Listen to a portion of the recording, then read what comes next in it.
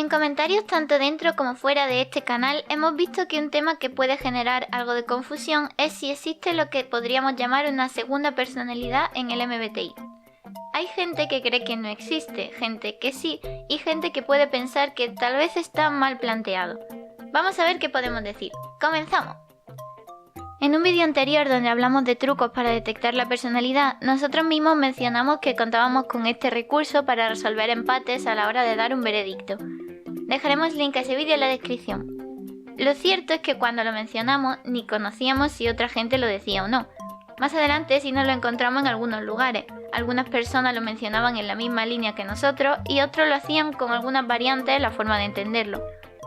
Por nuestra parte solo lo mencionamos como una especie de conclusión en forma de recurso, basándonos en lo que fuimos aprendiendo a la hora de comunicarnos con muchas personas que intentan encontrar su personalidad. Con el tiempo vimos que otras personas lo nombraban con matices algo distintos y también que otras personas preguntaban cuál era la fuente de eso, por eso es importante aclararlo todo en este vídeo. Parte del problema podría ser el propio término segunda personalidad, ya que eso tiene una implicación que uno podría tomar de una manera y otro de otra. Tal vez una forma más acertada de llamarlo, si no te sientes cómodo con ese término, sería decantación. Para hablar de la utilidad de la decantación hay que aclarar también que no a todo el mundo le servirá de la misma forma. Cuando decimos que es algo que en su día no habíamos visto en otro sitio, es porque nació de una necesidad que hemos ido encontrando a la hora de typear a las personas de nuestro entorno. En algunos casos era necesario utilizar estas decantaciones para hacer distinciones y matices que nos han ido ayudando a lo largo de los años. No hay que tomarlo como algo 100% oficial, sino como una herramienta opcional para aquellos a los que les sirva. Para algunas personas será bueno y para otras será indiferente. Lo que no queremos es que se vuelva malo o confuso. Cuando nosotros hablamos de esta especie de decantación, lo hacemos de una forma muy similar a cuando el eneagrama habla de las alas. Para quien no lo sepa, el eneagrama tiene 9 personalidades y tienes la oportunidad de darle un ala a tu eneatipo, que siempre será la personalidad de la izquierda o la de la derecha. Si tú eres eneatipo 5, tu ala será 4 o 6. Si eres un 1, tu ala será 9 o 2. Sin embargo, una vez profundizas en el eneagrama, lo de las alas no lo tomas muy en serio, pues cosas como los subtipos, incluso el tritipo o las integraciones y desintegraciones, acaban siendo más relevantes a la hora de hablar del eneatipo de alguien. Si queréis que hablemos más a fondo sobre el eneagrama, dejadlo en comentarios. En el mismo sentido en que las alas son un complemento no tan importante en el eneagrama, creemos que el MBTI se puede permitir de manera optativa tener algo similar, debido a muchos casos que hemos visto. Para no marearos más, vamos a poner varios ejemplos diferentes para hacernos una idea de a qué nos referimos. Para los siguientes ejemplos nos moveremos muy rápido por varios mapas de funciones, así que si todavía no estás del todo familiarizado, intenta quedarte por lo menos con la idea general o descubre o repasa los mapas de funciones en este vídeo que te dejamos en la tarjeta. Como ejemplo principal usaremos a 3 personas ficticias de cualquiera de las 16 personalidades, en este caso hemos elegido SFJ. Serán personas que tendrán la misma personalidad entre ellas, pero veremos que tienen algunas diferencias clave en el uso de las funciones cognitivas. Diferencias que se pueden explicar con experiencias, entorno, qué tipo de eneagrama tienen y muchas cosas más, claro. Pero si solo nos centramos en las funciones y en lo que de verdad define de forma fija a esas personas, tenemos lo siguiente. Una de ellas podemos saber que es SFJ porque tiene una tendencia muy clara a todas las características habituales de la función Fe. Conectar con la gente mediante la empatía, conocer sus necesidades, entender mejor los sentimientos ajenos. Y encima esta persona tiene muy marcados sí auxiliar y no terciario. Lo que pasa es que esta misma persona tiene la función T muy desarrollada, tanto que en más ocasiones de las necesarias podría decirse que dicha función se impone. Se puede percibir como mucho más práctica y buscadora de una eficiencia tal vez más fría, cosa que puede haber aprendido a desarrollar con el tiempo, tal vez por las circunstancias de su vida. Es decir, es una persona SFJ que tiene una decantación a STJ. Incluso podría hacerlo más evidente si cuando le hablas a esta persona sobre la función inferior, siente que unas veces encaja más con la de SFJ y otras veces más con la de STJ. A fin de cuentas, no nos estresamos siempre de la misma manera fija. Aunque puede parecer que una persona sea F y T en una medida similar, pues son dos formas opuestas de hacer una misma cosa, no es para nada imposible, y más dentro del inmenso catálogo humano. De hecho, en este caso, como hemos dicho, sí y ne están muy marcados y a veces una persona está muy definida por la combinación auxiliar terciaria. Es decir, puedes saber que sin duda es una persona extrovertida en este caso y también detectas muy fácil que es sine. Por lo tanto, que sea ESFJ o ESTJ puede ser algo más difuminado. Al final nos decantamos por ESFJ porque tanto la dominante como la inferior parecen estar algo por encima, pero podríamos decir que es un ESFJ con una decantación muy clara a ESTJ. La siguiente persona, ESFJ, no tiene tanto problema con las funciones, digamos que las tiene muy claras. Sabes que lo que más usa es fe y sí, y no hay ninguna duda al respecto. Sabes que es ESFJ porque fe y ne están muy visibles, y porque cae en fase de estrés con la función ti normalmente. Sin embargo, ves que es una persona que puede dar impresión de ser introvertida, y además su sí está igual de alto que su fe, tanto que no podrías jurar cuál de las dos realmente es su dominante. A fin de cuentas, las NS no tienen por qué pisarse con las FT, por lo que fe y sí pueden compartir fuerza perfectamente.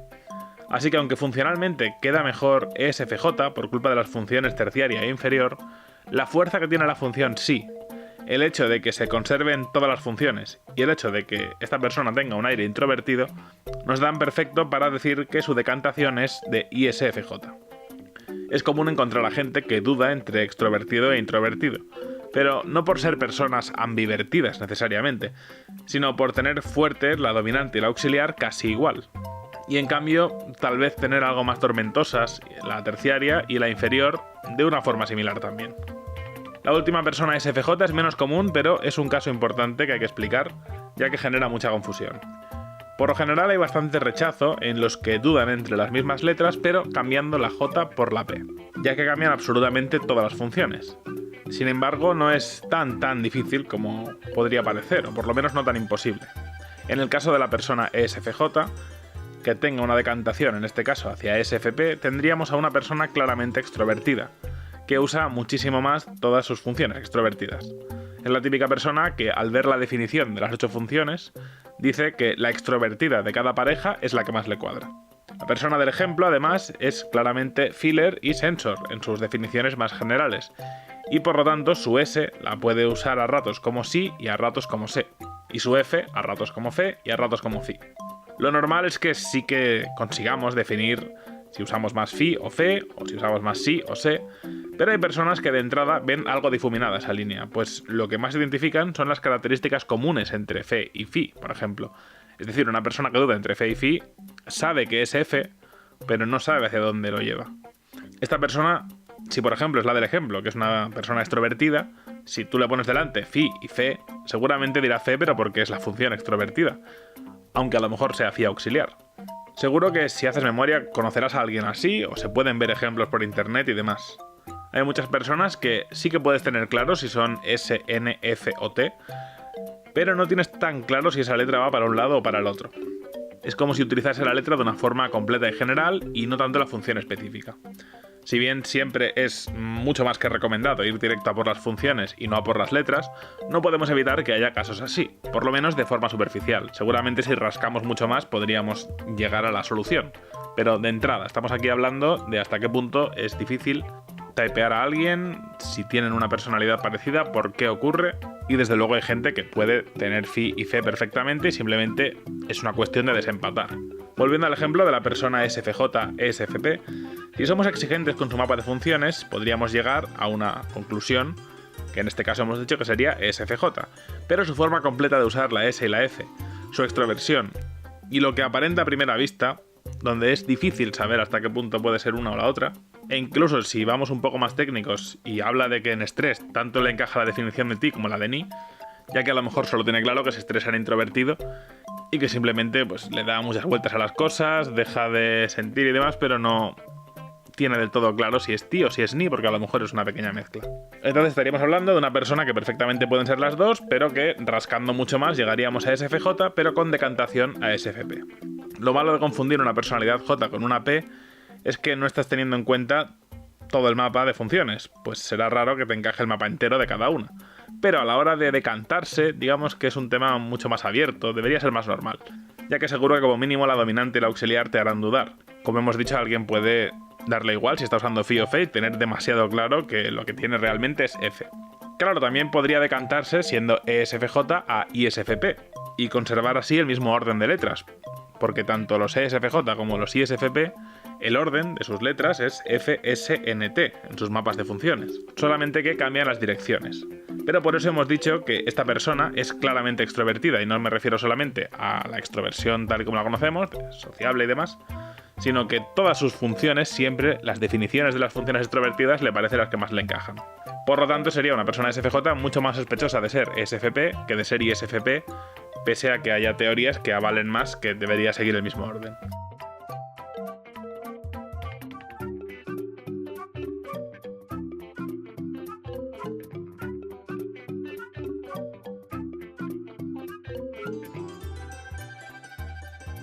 Aunque con este último grupo, cuidado. Defendemos que existen y que no es tan erróneo dudar entre una personalidad J y una P. Lo que pasa es que mucha gente se va al otro extremo y cree que es tan sencillo como decidir si eres más espontáneo o más planificador. Y no. El clásico ejemplo de yo era ENTJ pero de repente empecé a ser más desordenado y espontáneo, así que ahora soy ENTP. No. Hay todo un cambio de funciones cognitivas. En cualquier caso, hablaremos más a fondo de esto en un futuro vídeo. Nos hemos enfocado mucho en el ejemplo de las 3 personas SFJ, porque eso ya abarca 3 formas bastante distintas de verlo. Otro ejemplo sería el que tenga muy marcada la dominante y con ello la inferior, y que sería ese tipo de personas que si, por ejemplo, tiene muy marcada la función NE, por irnos a otra personalidad, y que también tiene muy marcado sí inferior, luego le da un poco igual el tipo de identidad que encuentra en las letras F y T, porque las usa de una manera un poco menos marcada y tiene un poco de todo, incluso las mezcla. Esa persona será o bien ENFP o bien ENTP y se decantará hacia la otra. Para decidir cuál de las dos es, habrá que intentar buscar por todos los medios si le encaja mejor FITE o FETI. Pero tal vez cueste mucho más que eso, porque hay veces que hay confusiones, a lo mejor son ENFP, pero piensan que son personas mucho más racionales, más lógicas, porque a lo mejor tienen muy fuerte la función T. O puede haber muchos matices que hacen más complicado, por eso los test realmente no funcionan, porque cada persona puede caer en diferentes mini trampas a la hora de detectar una función cognitiva. De hecho, cuando más adelante hablemos de temas como las funciones sombra y demás, encontraremos más problemas y a la vez más trucos para detectar la personalidad. Pero bueno, volviendo al ejemplo que estábamos hablando, nosotros de hecho conocemos a varias personas así. Hay uno muy claro, que sería una persona T dominante seguro, F inferior seguro, pero para las del medio tiene rasgos de NE, rasgos de SE, rasgos de SI y rasgos de NI. Y es difícil decidir qué pareja de funciones es la que realmente se impone. Incluso si utilizamos trucos avanzados, sigue habiendo un 50-50. Así que seguimos sin poner la mano en el fuego por si es INTP o si es ISTP. Luego puede haber ejemplos más complejos, como cuando tienes un segundo mindset en tu personalidad, ya que a fin de cuentas no es tan raro que tú seas una persona con todas sus conexiones cognitivas, pero luego te refugies en otro lado de la mente. Para eso hay teorías como los 4 lados de la mente que están por todas partes en internet. Esa ayuda mucho de forma general, pero puede haber otras excepciones por ahí que se ajusten a las diferentes necesidades y peculiaridades de cada persona, y no hay que tomarla de la forma más rígida. También puede ocurrir que tengas una personalidad de refugio, puede ser también un tema de asociar funciones cognitivas entre ellas, de tal forma que rompe un poco el mapa clásico de la decantación. Por ejemplo, no debería ser nada común que alguien dude entre INTJ e ISFJ. Porque si eres INTJ, por ejemplo, tal vez tendría más sentido dudar con ISTJ o con INFJ, en lugar de con ISFJ, salvo que esa persona lo que le esté pasando es que asocia de alguna forma muy fuerte en su cabeza las funciones T y NI. Quién sabe si, por ejemplo, esa es su forma de llevar los proyectos y que en cambio las funciones F y SI también las asocia porque tal vez sea su forma de tratar con la sociedad. De hecho, esto puede ocurrir a muchas personas porque, de hecho, nos pasa con un personaje muy popular que es Elsa de Frozen. Si miramos en foros, en debates y demás, la gente duda entre si es INFJ o si es ISTJ. Pero casi nadie habla de si es INTJ o si es ISFJ. Es decir, de alguna forma, con Elsa se está asociando que los que creen que es Ni creen que es Fe y los que creen que es Si creen que es T. Sobre el tema de Elsa también hablaremos en un futuro. En cualquier caso, asociar funciones entre ellas no es lo correcto, o por lo menos no si buscamos la personalidad primera, la dominante. Pero tal vez para la decantación, como hemos dicho, sí que al ser más abierto, pues puede funcionar de cara a que una persona, al buscar lo que sería esa decantación, encuentre motivos más particulares para hacerlo. En conclusión, hay que intentar no ser ni demasiado inflexible, pues los humanos tenemos miles de variaciones y el MBTI tampoco es tan exacto, ni tampoco ser demasiado convenientes. Mucha gente va a la explicación simple, basándose en las letras o en sus personajes favoritos, y busca que le salga lo que más le conviene. o directamente se va a los porcentajes del test de Existing Personalities y dice, pues como tengo un 51% de J y un 49% de P, pues la segunda es la P. Y eso, por supuesto, está fatal.